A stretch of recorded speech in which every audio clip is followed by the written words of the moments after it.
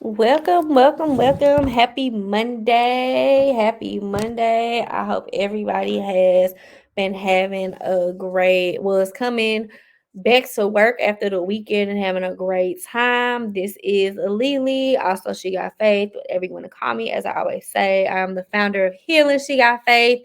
I am the host of this show, which is also called Healing She Got Faith. So, we are a show about healing. We are a show about addressing our grief, about self care.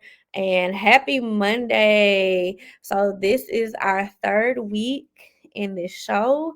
So, we are coming close on the 1 month. I'm super excited about that. It is also the week of the holiday season, which is what I would call the like entering the grieving season because it's essentially holiday season. And so this could actually be a very triggering time for most people, especially people who have lost somebody. If you are just getting out of a breakup, maybe you came out of a job, maybe you lost your house during COVID. It is just a very difficult time for people. So this is episode 3 of the series Everyone Has a Story. And today's episode will be called Grief Talk. So we're going to go through the different stages of grief. We're also just going to kind of talk about what that may look like, some of the things that you can do to get through this time that probably is very difficult for you. But also too, like, what is grief? How do we handle that? And how does it tie into us having a story? So if you're new here with us today, I am the author of Everyone Has a Story. The book was just released in October. And so my very first season is called Everyone Has a Story. And literally this book is a memoir about my life, but I literally just take you through different stories that allow me to find my purpose in life. It allowed me to look up and really embrace things for what they were and find and turning my pain into passion. So this first series is called Everyone Has a Story, and that's what we are going with. That's what we're going through. Because I want everybody to know that they have a story. I want everybody to truly know, like, your story brings something to this world. I firmly believe that, like, people bring a certain life to this earth. So, we are going to start with one of our affirmations, which I usually pull a deck of cards. So today I have this deck of cards by one of my entrepreneur sis. She is the founder of CEO of My Life. Follow her on Instagram. But I have her deck of cards that's called Abundant Life. And I absolutely love her cards. She actually has 2 card decks that I utilize a lot. And this one is her abundant life. So just speaking abundance into everybody. I usually just pick a couple cards and reflect on them. So we are definitely going to pick some cards today. So the first card I picked says, the more money that I earn, the more people I can help. I usually like to pick 2 to 3 cards. The second card says, I am wealthy in all aspects of life, spiritually, mentally, physically, emotionally, and financially. And I'm going to go ahead and pick the last card, which says, I peacefully release all limiting beliefs about money. Ooh, these are so good. I say that every time, but it just be feeling like these cards just resonate with me at the right time that I need them to. So I'll be excited about that. So let's start with the first card that says, the more money that I earn, the more people I can help. I firmly believe that. I am a community social worker by trade. So I'm all about helping people, pouring into people. I'm all about getting people the resources that they need. And, I think money does make the world go around, but I don't think money is everything. But unfortunately, like, we just live in a society where we need money. And I do hate that. I hate that for us as a society. I hate that for us as a people, because I really do wish that it was more that we could I don't know, be productive with. So I definitely see that the more money I have, the more people I can help, and I'm gonna speak that to be true. The second card is, I am wealthy in all aspects of life, spiritually, mentally, physically, emotionally, and financially. I am at a place in my life where I am thinking of wealth as more than just monetary. I'm thinking of wealth as more than just something. outside of my bank account. Like, it definitely is a spiritual thing, a mental thing, a physical, emotionally. As somebody who has struggled with grief, as someone who has struggled with depression, anxiety, like being able to look at life from a wealthy place, and being able to look at things from a place of, I'm good. If you heard my episode from last week, and I discussed, like, I'm really trying to take the time to, like, just embrace the small things in life. This goes right along with it. Like, I want to enjoy what's happening right now. I don't want to keep worrying about the next thing. So most definitely, just I'm wealthy in multiple aspects than one. The third card, I peacefully release all limits and beliefs about money. I think I spoke about this in the last episode too, where I have just always been bad with money, and I am at a place where I'm really trying to learn my place with money. I'm trying to develop a healthier habit with money. I'm trying to do all these different things. And I think, I do have to release some of the beliefs that I've put on myself, and I have to release some of the things I've told myself, because it's just not true. It's not necessarily true. It's not everything that I was told to be. So definitely being in a place where I can know that, like, I'm worthy to have money. I'm worthy to be able to work on everything that I'm supposed to work on, but also to have that relationship. Like, money ain't everything. You could do some stuff without money. Like I said, unfortunately, we live in a society, and if you've been alive the last couple years, everything has went up. So it is hard to sit here and be like, okay, well, I don't have no money, but I need to do this, this, and this, and the price of everything has gone completely up. So it definitely is hard. I'm not saying that, but I do think, like, just taking it step by step to truly investigate our relationship with money and what that might look like, and things that we can do differently. I know, like, generational wealth has been a huge topic in the last couple of years, especially with COVID hitting us. So I'm definitely here for all that talk, but I'm just going to be completely honest with you all. I'm at a place where I'm learning myself. I'm learning, what does that look like? What does that mean? So if you're here today and you're thinking, like, whoo, that relationship with money, I just need more money. Like, if you one of those people that's just like, I just need $65,000 right now, I get it. I'm saying that too. Like, every day I'd be like, I just need $10,000. I need $100. But listen, I'm just embracing what I do have, and I'm making it work. And so that might be what that looks like, and it might be uncomfortable, but nevertheless, we are still here. So those are my three cards. Again, it was from the deck Abundant Life by my entrepreneur sis. She is the founder of CEO of My Life. Check her out on Instagram. I probably have one of every item that she has on her website. I absolutely love her. Very good, positive vibes. So definitely go check her out on Instagram. Now, so that was our little icebreaker. So we talked a little bit about money, which that's kind of a good thing to get our juices flowing, our blood boiling. I don't know what about money just make our blood boil, but it does, because today is gonna be kind of a heavier talk. I'm gonna try to make it as light as possible, but it's definitely going to be a heavier talk, because we will be talking about grief. So it may be triggering. It may kind of be just a little heavy. So if it is, do not feel bad. Walk away from the radio, pause, whatever you have to do. Find a trusted someone that you can kind of reflect with and talk with. And if it's heavy, then come back and listen later. Like, you could definitely do that. Shout out to Total Entertainment Radio for this opportunity. Being on this platform has been nothing less than amazing, because this is just a good community, a good place to be. They really do a lot of stuff for the community, and so I'm going to continue to say that every show, because without them, this show would not be in existence, and I want y'all to hear that.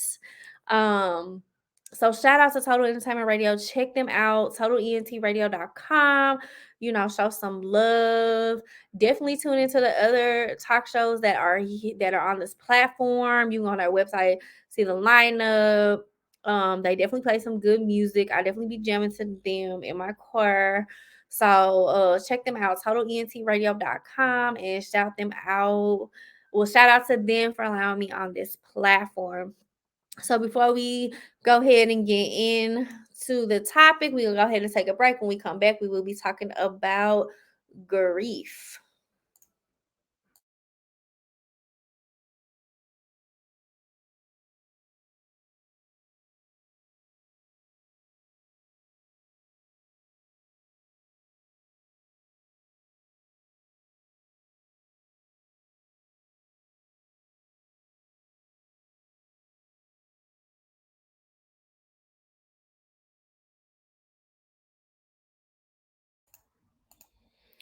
Welcome back. This is your host, LeLe, or She Got Faith, founder of Healing She Got Faith. And today we are talking about grief because it is Monday, November 20, what's today? 22nd. So this is the week of Thanksgiving. This is what I would call we're entering the grieving season, which is technically the holiday season, and a lot of us struggle because we have dealt with grief. A lot of us struggle because we have lost something. A lot of us struggle just because the holidays may look different. Last week on, I believe it was November 19th, I have to double check that, but um last week was National Child Grief Awareness, in which we talked about just like children grieving. And so if you haven't been here, I focus more on adults who are grieving, and I focus more on adults who just need to adjust their grief, learn about grief, adults who are on their like self-love journey. I am focusing on those adults who have really went through something, and then like went through some type of grief, and they kind of went through their stages. I mean, let me just say this before I start this conversation. The stages of grief are not linear. So it's not going to be step 1, 2, 3, 4, 5. It is going to be a roller coaster of emotions. And so with knowing that, a lot of the times a lot of times we have something like that. I know that because I studied it. I know that because my background in social work. But for the everyday person, they're not going to know that. They're not going to understand that, for the simple fact of um it's not something you have to know. It's not something you have to study unless you have been through it. With that being said, that's why I'm here. I am your self-love advocate, and I'm going to walk you through this, and I'm going to be there with you every step of the way because that's my calling. So, um, so entering the healing, not the healing, entering the holiday seasons, it is very, very difficult. I know for my family and I, we really don't celebrate Thanksgiving. That's more so for cultural reasons, but it's also a lot because um we don't have our parents, and a lot of what we're used to as far as celebrating holidays go, we just don't have it no more. So it's just it hurts too much to be able, I mean, to go through that, and it hurts too much to want to celebrate it. We believe in family, we believe in, being there for your family, but we also believe like we don't have to wait till the holidays to do that. But also too, we've lost a lot. We've lost so much. So when it comes to these holidays, it's almost like we have to protect ourselves. So I'll give y'all an example. So when my mother passed away in October of 2018, that New Year's, which was 2019, um, I decided to spend New Year's by myself, which was very unnormal because I come from a family where we usually are with each other, whether we're celebrating the holidays or not. But I have been around so many people. I had been there for so many people. I was tired. And so for New Year's that year, I stayed at home by myself. I slept. I watched I think I was watching Rosewood with Morris Chestnut and the Latina lady. I think that's what that was called. And I was watching that. I watched all those seasons. I know that show never came back on. But I watched all those seasons, and I stayed up, and that's what I did to bring in my new year. I did not want to be bothered by anybody. And my family, I had a couple people that was like, you don't have to be by yourself. You shouldn't be by yourself. But the thing is, I did need to be by myself because I was always around people. And I think a lot of times with grieving, the people around us are more uncomfortable than we are. Like me, I'm okay with being by myself. Like I'm literally around people all day. Like I'm perfectly fine being by myself. So when it came to that particular day, I just wanted to be by myself. I didn't want to be bothered. It wasn't that I didn't want to be around my family. And I was sad because I was like, oh my gosh, like what is my family gonna think about me? But I had to do it for me. I had to do it for me. I was slightly depressed. Cause I miss mommy. I miss my mom. I wanted my mom. I wanted that. Like, where was she? She was no longer here. So with that being said, I needed to embrace the time because I had been with so many people, and it wasn't that I didn't want to be around my family. It was just that I needed a mental health break, and I chose to do that to bring in the new year. Because what that did for me was that set the tone for that year. I was able to focus. I was able to embrace me. I became your local self-love advocate. Like I was able to do all of that all because I decided on that day that I was going to embrace who I was and I was going to embrace everything that I needed to, and I was going to be able to sit here and really figure out what is it that I was going to need. And that was the start of Lisa truly embracing her grieving process and truly embracing everything that she was doing. So to piggyback off of that and to really just like, okay, where are we going with all this? Sometimes in this holiday season, aka this grieving season, you have to decide what is it that you're actually looking for? How do you want to heal? What is it that you need? I think that's the hardest question. What is it that you need? Because I think a lot of times we just don't know what it is that we need.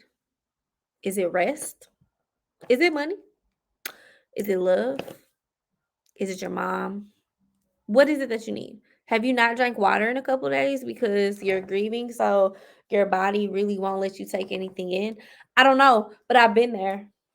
And if you listen to the other couple episodes where I talked about like all I could tell you that I needed was I needed air, shelter, sometimes food, but that just depended on my body at the time.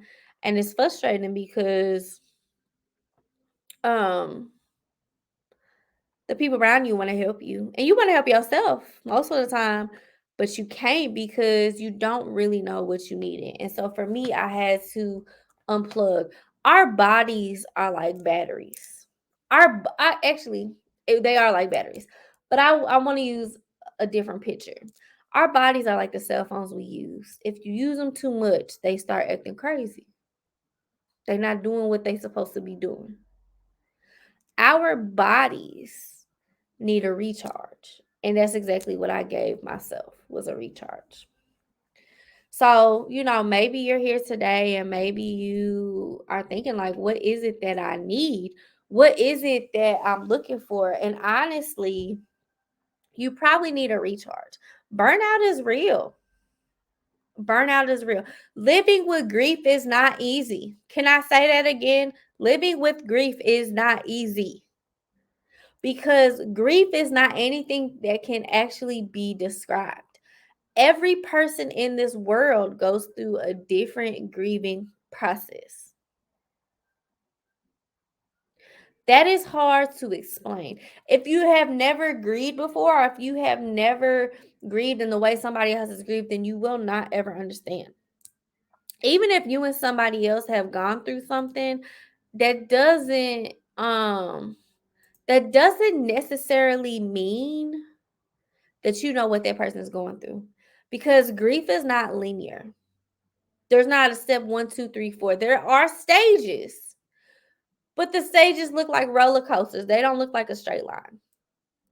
A person can die and you could be fine. You could get through the funeral, and then 3 years later, you come across a smell and you absolutely lose it. You might have moved from one home to another home and you're excited. And then one day you're sitting in your brand new house, like, man, I really miss my apartment. Why do I miss this apartment when I have this brand new house? It's called grief. You miss what you used to have because you no longer have it. Make sense? I hope it does. We are going to take a break. When we come back, I'm definitely going to hit those stages. So grab some water, go take a break. We'll be back soon.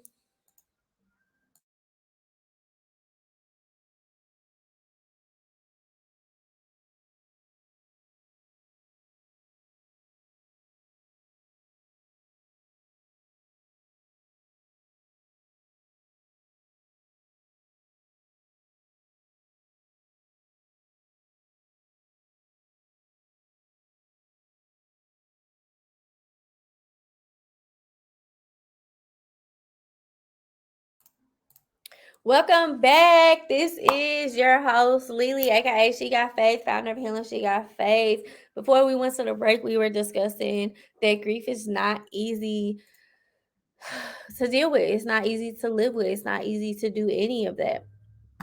So let's go through the stages of grief.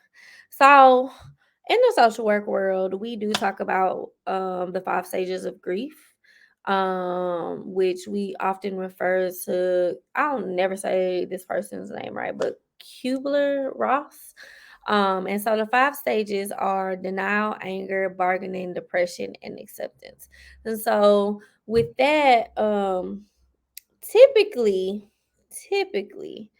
um, when someone passes away, people do go through this phase of like, they're actually gone. I'm gonna get a phone call from them. Like it's the denial phase. Like, okay, I can't really believe that they're actually gone. I'm gonna get a call later. Are you going to initial shock? Like, what does this look like? Like your body might shut down. Like when I realized my mother was not coming back, I passed out. Like my body went into shock. I was confused. Like it was a lot of things. So like in the denial phase, what you'll see is you'll see some avoidance, confusion, shock, and fear, which that can be very confusing in general just to have that. Another stage that you will see is anger. So, some people might feel like a lot of anxiety because of their anger, because you have such a rage that that person, that place, or thing is no longer here. It goes back to that confusion. You just don't understand what it is, but you're angry. Like, why didn't they get to live? Like, I've met so many other people that have done this and done that. Like, why didn't they survive? Like, why them? If you're a believer in God, like you're like, God, how could you allow this? How could you allow this to happen? Like, I'm angry with you, God. That was something that I struggled with. I was pissed at God. And I felt like I had a really strong relationship with God. And when my mother died, I was like, oh no, this is not gonna work for me. I was angry. I didn't want to hear nothing about God. I didn't want to hear nothing about praying. Like so many people had told me, like, oh, I see miracles all the time. Like you just gotta pray. Like literally, when they announced my mom being dead, the first thing I asked was my faith not strong enough? Was my faith not good enough for you? Anger. It was anger that I had towards God, because why? How could you let this happen to us? Why did my mother deserve that? Why does anybody deserve that? So you get into that stage of like you're just very frustrated, you're very angry, it doesn't make sense. Um like why? Then we have a stage called bargaining. So you're constantly telling the story, you're constantly trying to reach out to others. You probably don't want to be alone in this stage. You are really struggling with the meaning of death. You're really struggling with the meaning of this person being gone. You're really struggling with your journey to grief. Bargaining is like, well, what if I would have done this? This could have happened. You know, you're really trying to figure out what could have been done different. The thing about bargaining is things could have been done different, but they weren't. And that's the crazy thing about death. Like when a person is gone, they're gone. They cannot come back physically, they cannot come back to this world because they're gone. So even if there was something that could have been done, I think about that with my mother all the time. Like, I think the first set of doctors that had her did a terrible job. What would have happened if I would have advocated for her to get to another hospital sooner? What would have happened? But the thing about it is she died. She died October 4th of 2018. There's nothing that I could have done to save her, especially at this point, because she's already gone. So replaying that story in my head, replaying the doctor that I spoke to, replaying the whole situation in my head, bargaining with myself, well, if I wouldn't have done this or I wouldn't have done that, or and the thing about it is with death, like, it happened. You can't take it back. The only thing you can do is try to understand it, which, to be honest, sometimes we just don't have the understanding. But also too, like, try to figure out like what this new normal is, but also too, like, don't rush the process like you're hurt, which is why you keep replaying it, which is why you keep retelling your story, which is why you keep reaching out to people. You're lonely. If you lost a spouse, if you lost a child, if you lost a parent, if you lost a friend, like, it's a lot that goes into that because you were probably used to that person. Let's talk about, as far as bargaining goes, like, let's talk about grief in a different sense. Like, maybe you're grieving a house because there was a fire, or maybe you're grieving a job because there was a layoff. Like, even like, let's use the house fire picture. If your house caught on fire and maybe you're at a hotel, maybe you're in a shelter, and you're thinking like, well, oh, maybe if I did this or maybe if I did that, you cannot do anything because the fire already happened. The things are already gone. But you're in that bargaining stage of, I should have done this, I should have done that. Realistically, there's nothing else you could have done. However, that doesn't take away the bargaining stage of your grief, because again, it's something that you once had that is no longer there, and that is very hurtful, and it is very confusing, going back to that denial, because you've lost a lot of things. You've probably lost some things that were near and dear to your heart that you cannot get back. So you're at that bargaining stage of, oh, I should have done this, or oh, I should have done that. But the bargaining stage is actually a stage that I have experienced a little bit, but I haven't really, really, really experienced it. I've read about it, and again, it's not like, grief is not linear. So there may be some stages that you just don't ever read, or you just don't ever come across, and that's okay too. So, like, for me, the bargaining stage, I never really entered that stage.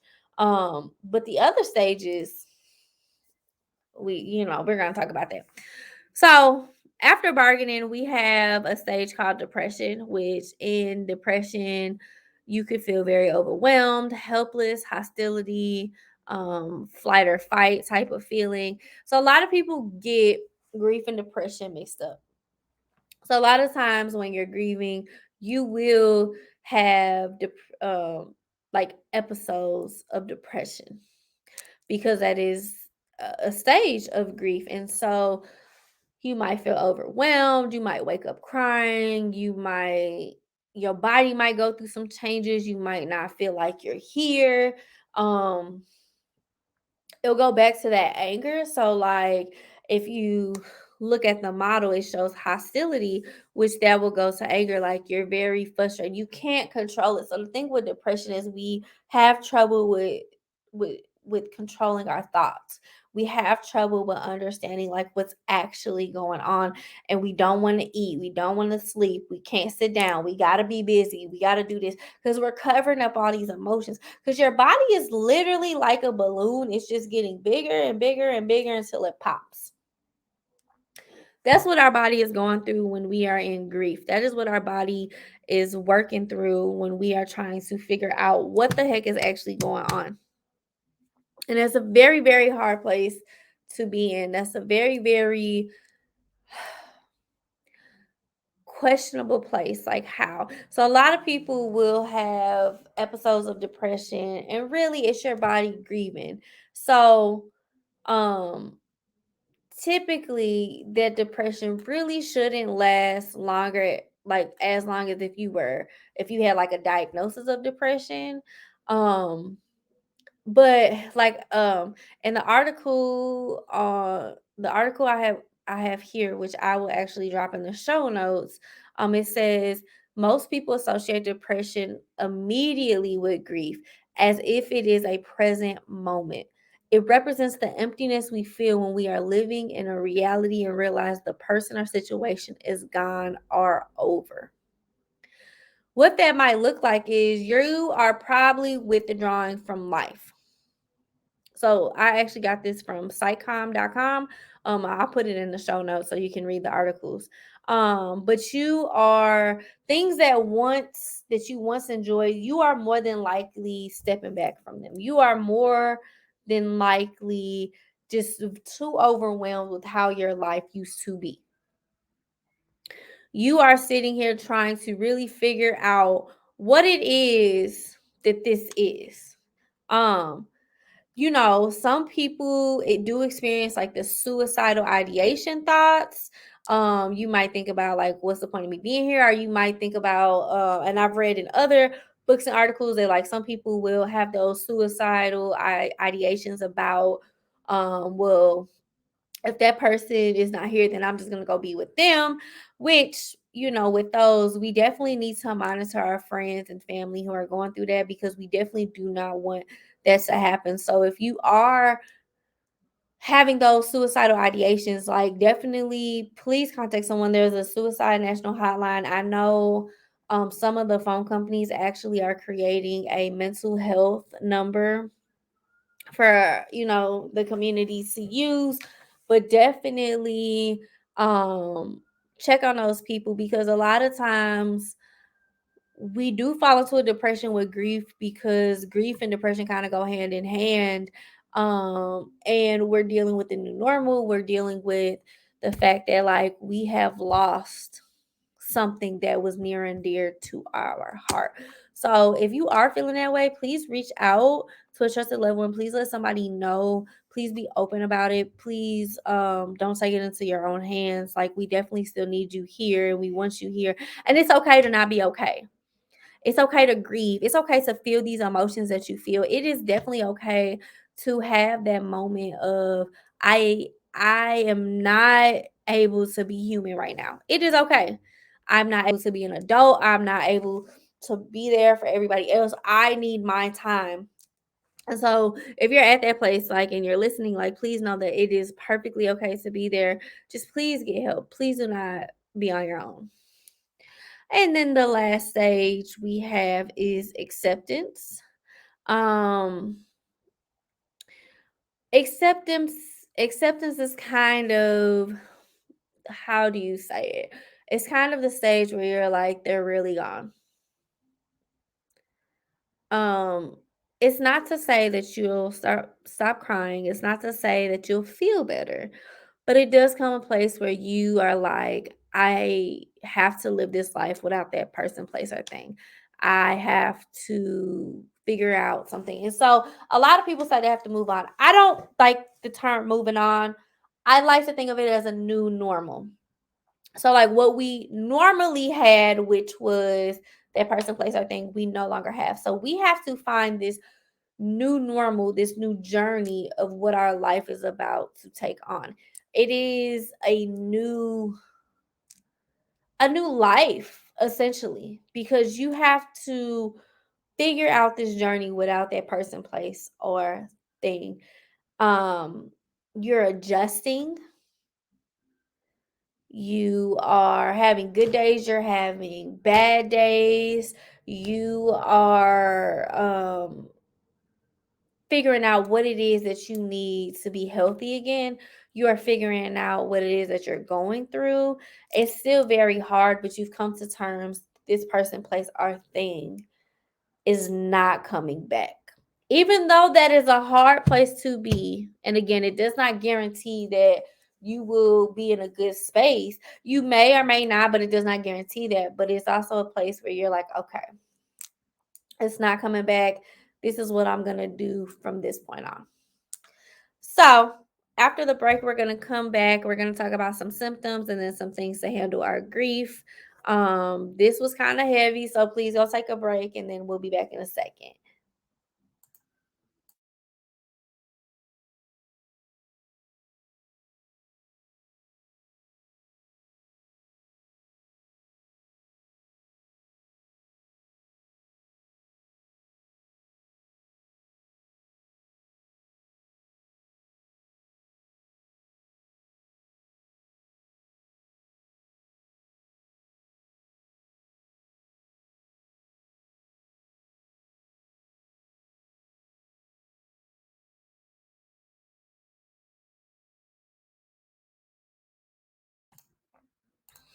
Welcome back. This is LeLe. She Got Faith, founder of Healing She Got Faith, and this is the Healing She Got Faith radio talk show.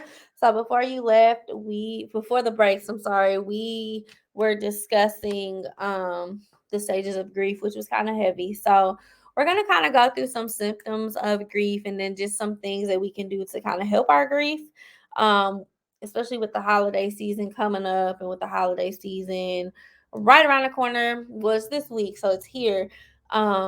Just a lot of people tend to deal with things a certain kind of way and just tend to have a harder time during this time. So some of the symptoms that you will experience through grief is crying, headaches, sleep changes. You might question your purpose in life. You might be you might see some changes in your relationship with God or your spiritual. You might have some detachment. You might find yourself isolating from the world, anxiety, fatigue, guilt, frustration. You might start different behaviors that you never had. A lot of stress, loss of appetite, aches and pains. Your body will start talking to you. So that's the mental. Woo! That's mental, that's physical, that's emotional. Your body is going to be talking to you because you're going through changes. You're going through something that you probably never imagined that you would be going through. I know I sit here every day and I'm like, bro, I'm living my life without my mom. How? How am I living without her? And it sucks. It sucks. I'm having all these milestones and my parents are nowhere near to be found. I don't know why I can't talk today. My parents are not here. I had a friend that passed away when I was in college, and I think about how I just turned 30, and he's supposed to be here. Like, where you at? Why you not here? And I say it like goofy, but that's and I want to say that too. Like, I'm just a very goofy person, and I've become very comfortable in my grief. I become very comfortable in my journey. I become very comfortable in what I'm dealing with. So I say that because I have went through my stages and I have went through my grief process of, this is what I'm doing, this is how I am. Not to say that you have to be that way, and not to say that it would look like that for you, because it's probably not going to look like that. I am just in a very comfortable place with myself. But what I will tell you is, with me, I gained so much weight. I am the biggest that I have ever been, and I blew up after my mom had passed away. I hit over 200 pounds, and I have not been able to lose weight to get back down. I had never in my life been 200 pounds, but here I am, over 200 pounds, really trying to like work on that. I recently just joined a weight loss program, Noom, and it focuses like on the psychology. I'll probably let y'all know how that's going for me, but I just had to try something different because personal trainers, dieting, none of that stuff was working. But I know it is a psychological blockage that I have within myself that will not allow me to lose weight. So I'm going a step further to look at the mental of why I can't do the physical. And so I say all that to say, um grief changed my body. I was always tired. I was angry.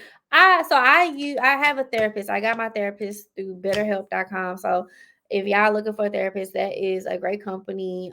It is online. So if you're looking for face to face, definitely check out my website, HealingSheGotFaith.org. I have a resource tab, and I do have a couple therapy resources on there.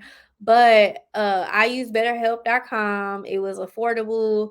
I was able to find a really, really good therapist that I absolutely adore. She has helped me a lot. She has challenged me. But when I met this particular therapist, I had taken a hiatus from therapy because I was in transition from New York to Missouri. But when I finally got to her, I signed up for BetterHelp. I found her. One of the questions was like, why do you want therapy? And we met for the first time, and I was like, I need help. I'm angry. That's all I kept telling her. I'm angry. I'm upset. I'm not happy with my life. Like, I am stressed beyond all get out. It's a lot going on. And so as we started working together, she started to tell me, like, Lisa, I don't think you're angry. I don't think you know these other emotions that you have, which at first I was very angry, but as I was going through therapy, I started to feel these other emotions that I just was like, what the heck is this? Like, what? And I felt some kind of way because I'm a social worker. I'm supposed to know this stuff. But grief doesn't allow you to think like that. Grief takes a lot of that away from you, and your body will start talking to you. I was worried about everything.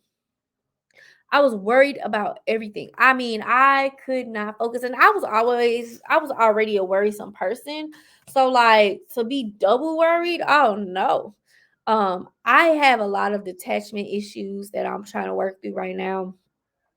Right now, I'm at a place where I turn my pain into purpose. So, but there was like, I was like, what am I doing here? Like, I'm not happy. I don't know what I want to do. I don't know what I want. Like, what is it? Like, why am I here? I was always frustrated. It was a lot, yeah. It was a lot. It was a lot that I was going through, and grief did that for me. So the first thing I did was I definitely got into therapy, and I had, since my mom passed away, I've had two therapists. I had one in New York, and then I have the one that I have now through BetterHelp, and I love, love, love, love my therapist there. She's hard on me, but it's what I need. So when it comes to therapy, I look at therapy as dating. You might have to date around to see what you like, what you don't like, to find somebody that fits you. You definitely have to, figure that part out. Therapy, you might find your therapist on the first try, you might not. But you might have to go through a couple therapists. And then also too, like, you might have to um figure out what your insurance has. So, like, if you have a job that provides benefits, they might have EAP, which is the employee assistant program, where you can do a couple sessions for free. They have different therapists you can use, and then typically they have a sliding fee scale, yeah. Um, but you definitely just have to be open to it, and you definitely have to know that it's probably not going to work out right away, but it might. And I think that's the thing too. You go into it with an open mind. It might work out, it might not, but go into it with an open mind. Take what resonates with you, and then if it doesn't work, you can find somebody else. So, with dealing with grief, I know that when it came to like my doctor's appointments, I was very honest with my doctors. Like, listen, I'm grieving and this is what's going on. Be honest. If you have a good doctor will connect you to like a psychologist or a psychiatrist, someone who can give you medicine. I'm a person, I did not want medicines. That was because I my body tends to act different when I take medicines. So for me, it was more of a medical issue versus like, well, I'm just against medicines. But the current therapist I talked to, because I did actually get on a anxiety pill, and I ended up taking myself off of it because I just didn't feel like it was doing anything. But my current therapist was telling me, like, she was like, so I don't think as medical professionals, they do a good job with explaining to people what the medicine is supposed to do. So she gave me a different outlook on the medicine, which basically was like, I didn't think the medicine was doing anything to me, but the medicine was actually keeping me afloat. So, like, I was a lot more happier. I wasn't as emotional. I was able to sleep more. My daily habits were starting to get better, which I guess I was looking for like a happy pill of like, oh, I'm gonna be happy all the time. I'm not gonna think about it, which that's not necessarily what that medicine was made for. The medicine was to bring my anxiety down, which the medicine did what it was supposed to do. I did not think about that until I got a new therapist that explained it to me. So medical professionals, like, we definitely have to just do a better job at explaining it to people, especially in communities that don't have a strong positive history with medical professionals. I personally don't. Like, when my mom first died, I was at an OBGYN, and also too, along with my mom dying, I was also going through like a very, very bad breakup. And I was at the OBGYN getting my women's annual, and that OBGYN doctor dog walked me. I mean, told me I was lazy, told me that I was overweight, and then I was just making excuses for myself. And then when I was like, yo, like my mom just died, like chill out, like you dog walking me. He was like, well, at least you know she's in a better place. And I was just like, you don't know what I believe in. Like the best thing for you to do at that time was just to shut up and listen to me. Because I was also there because I wanted to get tested for cancer, and I wanted to because both of my parents died pretty young. So I was really in there like trying to do better. And you dog walking me because you saying I'm fat. And I'm like, listen, the fat shaming has got to go in the medical field. Like I understand I could lose weight, but today's not the day to talk about that. You gotta chill out. First of all, you the doctor. Like I understand you the doctor, but you gotta chill because the way my grief is set up, if I slap you, you gonna be upset. So, and I say all that to say, like, you do have to be careful in your grief journey of where you're going, what you're doing, how is it affecting you? Because I was affected by that. That actually sent me in a downward spiral that doctor will never know that he did that to me. Instead of listening to what I was going through, because on top of not only grieving my mother's death, I was also grieving a breakup. And he just like, oh, well, there's other fish in the sea. Shut up. Shut up. Get a social worker in this office because you are trash, sir. You are absolutely trash. I did not need to hear that at that time. What I needed to hear was this is what we're going to do to get you back on track. That's it. That's all. He didn't do that though. Instead, he sent me a downward spiral. I reported him, and I never went back to him.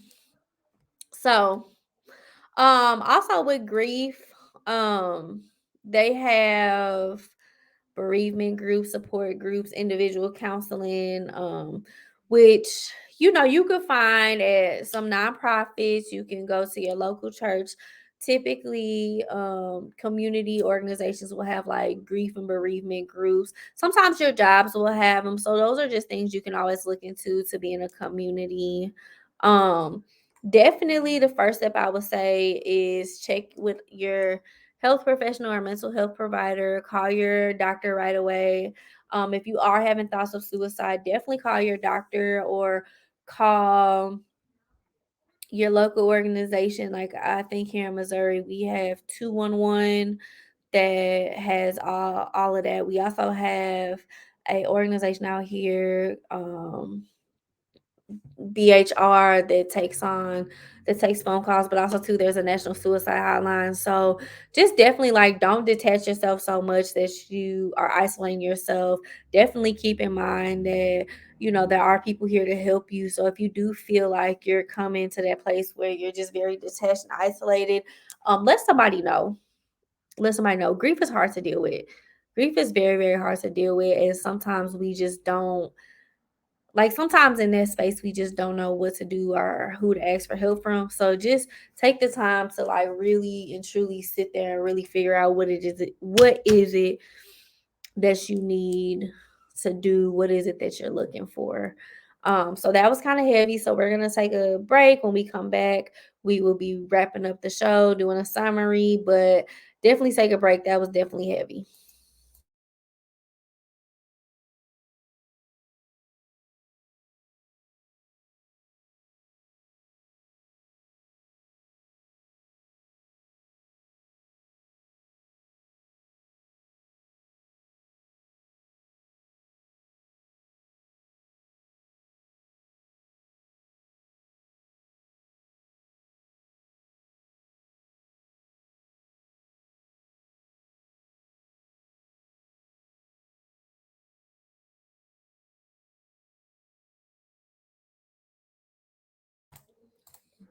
Welcome back. This is your host, LeLe. She Got Faith, founder and host of Healing She Got Faith, the organization and talk show.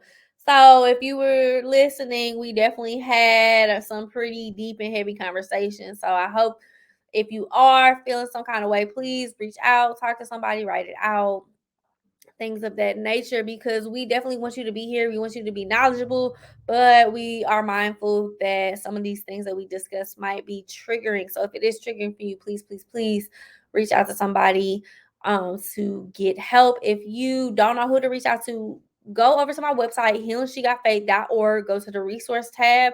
I have a list of resources that are there for you to utilize. So please head over there. So we are wrapping up the show.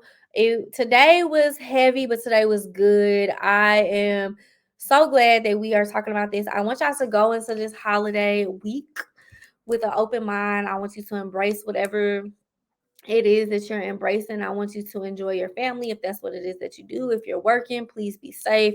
Please make sure you take your mental health breaks. If you are shopping this week, do not be mean to people. It is a holiday season. Just because they don't have your flat screen TV or just because they don't bring out your food on time, that does not mean for you to be ignorant. That does not mean for you to be rude to people. They are still human. So please be mindful this week. This is a heavy season. On top of we're being in a heavy timeline from 2019 up until this current point, there has been a lot that has happened. We are still in a global pandemic. We are still in a national revolution. Like, y'all have got to start treating people with love and kindness. And I hope you're hearing this, and I hope you hear that. Like, be kind to yourself, show yourself some grace, but do not be mean to people. Go into this week with an open heart. It's Monday. We're here. Happy Monday. But as we enter this week, maybe your job is going to let you out early this week. Maybe you don't have to work the full week, but definitely just be mindful of the environment that you're around. Definitely be careful. Do not be fighting over no TVs or anything that is replaceable. Our human lives are not replaceable, so definitely take care of yourself, enjoy your family, and enjoy your mental health breaks. This is the time that you really just need to woosah. So please do that. I'm asking you, I'm begging you, as your self love advocate, please, please, please take care of yourself this week. When we come back next week, we will be talking about addressing our grief. So today we kind of went through grief, what that looks like, how it will happen. But next week we'll actually address it, because as the holiday season goes on, you'll just notice some things, especially if you're grieving. So we will discuss how that is and how that is part of your story. Um, one thing I want you all to take away with from today is that your grief journey is your story. Your grief journey is something that adds a spice to your story. It is something that you will be able to teach the generation after you because of how you dealt with it. Grief is not a linear process. Grief does have stages, but it's not linear. And at the end of the day, it is your life, and you have to know how to work it. So, with that being said, I hope you all have a great week. I will catch you next week. I hope you all enjoy everything that is thrown at you this week. I hope it is positive. I'm sending you love, light. I'm praying for you. I love you. If you don't believe me, I hope you do eventually. I love you. I'm here for you. And I will catch you next week. Please, please, please remember to love you the way you love the world. See you next Monday. Oh, and shout out to Total Entertainment Radio, and shout out to the Hidden Wealth Center for allowing me to be on both of their platforms, utilize their space. Shout them out. Make sure you check them out on their websites, Instagram, Facebook, Twitter, all that. All right, y'all. Catch you next week.